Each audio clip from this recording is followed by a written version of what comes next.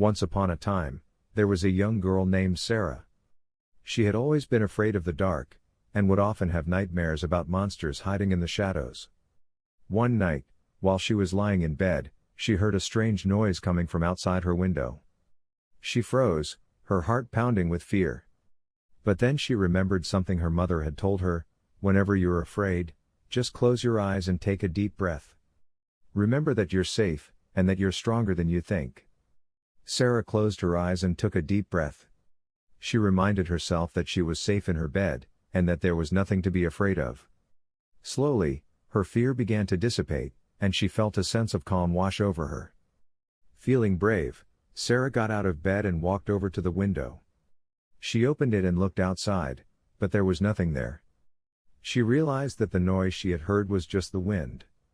From that day on, Sarah wasn't afraid of the dark anymore. She had faced her fear and come out victorious. And whenever she felt scared, she would close her eyes and take a deep breath, remembering that she was stronger than she thought.